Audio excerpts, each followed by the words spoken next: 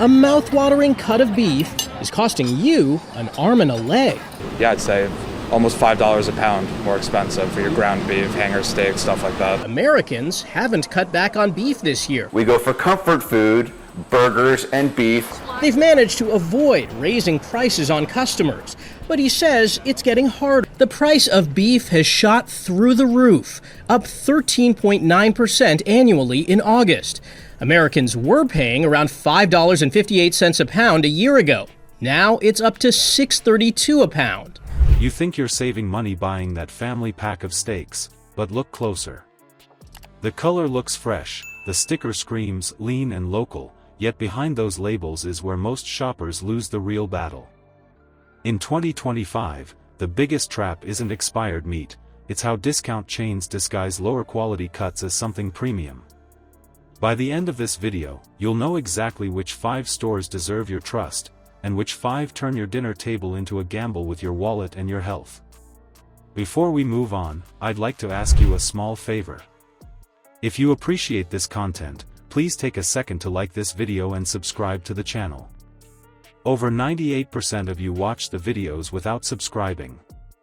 It costs you nothing, but it makes a huge difference to us. So, did you click the subscribe button? Great! Thank you so much. Now, back to the video.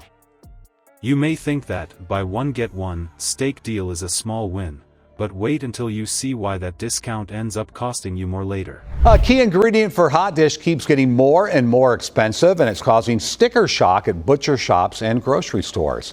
Why is ground beef so expensive? Just about everyone has seen or been dealing with higher grocery bills, especially when it comes to meat in particular. Crazy to think of when I started 20 years ago that prices seemed so low and so manageable. Cheap meat doesn't always mean bad meat, but discount chains have learned how to blur that line until you can't tell the difference. Walk through one of their aisles and everything gleams under perfect white lights. Those lights don't just make the store look clean, they're tuned to make dull meat look fresher than it really is.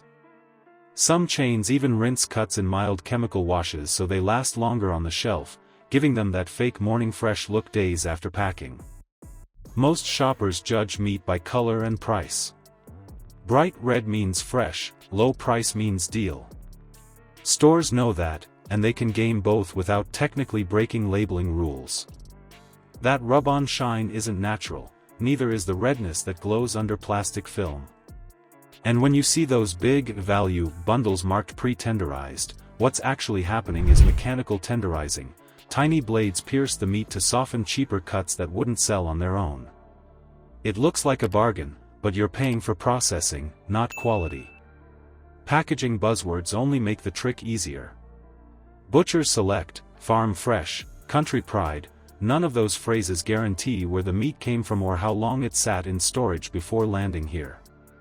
In lower-tier chains, shipments often stay in transit longer and hover near the edge of safe temperature limits.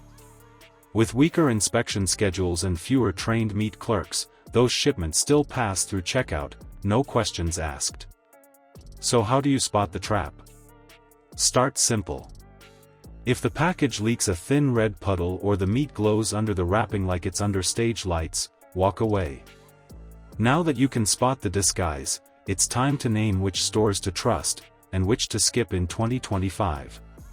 I think we try to keep it under $6 a pound just about a year ago. In August 2024, Americans were paying about $5.58 a pound for ground beef. But this August, it jumped to $6.32 a pound. In 1975, the number of beef cattle in the U.S. peaked at 47.5 million. Today, there's just under 28 million. Drought conditions the past several years stifled grass growth, which feeds cows. Swanson says that forced farmers to shrink their herds, leading to fewer calves being born. Some stores let their coolers hide the truth, others let their practices speak for themselves. Let's start with the bottom of the list, the 5 grocery chains that make buying meat riskier than it looks. These stores lean hard on centralized suppliers, meaning their beef and chicken travel long miles in chilled trucks before landing in the cooler. By the time it gets there, the meat isn't spoiled, but it has lost that firm texture and subtle flavor that fresh meat should have. Long transport plus inconsistent refrigeration equals steak that looks fine yet cooks up limp and watery. Customers have noticed. Online complaints describe packaging that releases a sour odor right after opening or steaks that turn gray overnight even when kept cold.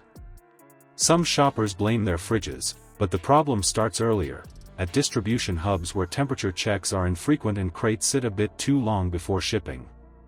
When that happens, the only thing keeping it saleable is a bright light and a plastic film that traps the color just long enough to fool the eye. Now the better half of the countdown, the 5 stores actually improving their meat game in 2025. Instead of chasing volume, they focus on shorter supply lines and publish processing dates where you can see them. Their sourcing policies favor nearby ranches, so meat spends less time in transit and more time in temperature control. You'll often see local inspection stickers, and staff are trained to pull anything that even starts to lose its sheen. That extra attention shows. Internal reports point to fewer spoilage incidents and fewer complaints from customers about smell or appearance. It all comes down to procedure, not marketing. Stores that invest in training clerks to recognize unsafe texture or color catch issues early, while budget chains skip that step to save payroll.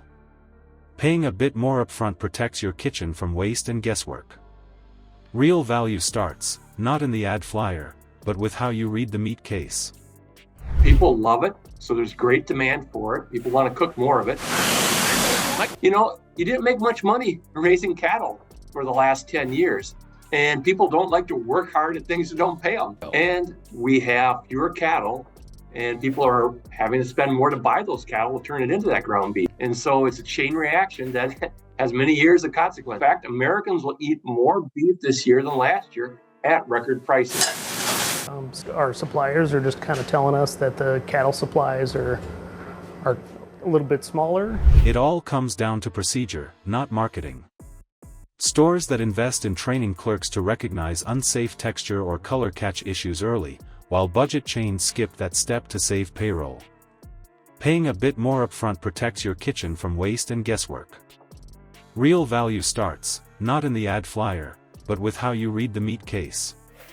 Cheap meat is only a deal if it gives you real quality and safety. When it doesn't, you're just buying waste in disguise, paying for water weight, off flavors, and the risk that it spoils before you can use it. The truth is, the best bargain starts with knowing what fresh meat looks like. Next time you stand by the meat case, skip the slogans and check 2 things first: the color and the liquid. Those clues tell you everything you need to know about what's worth your money.